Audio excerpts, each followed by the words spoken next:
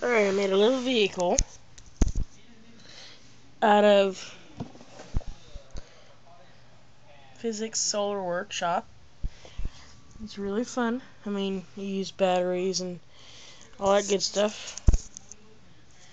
And I have connected a string to a dolly looking kind of thing that can hold different materials. It comes in this box. It has two motors. It comes with, actually it's two sets. This is one pad for kind of making stuff like that. These are the little gears and stuff you can use to make this little motor work. And when you put positive to positive and negative to negative,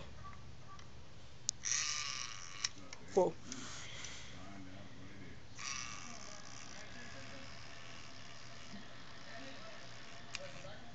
And if you don't hold down the little car,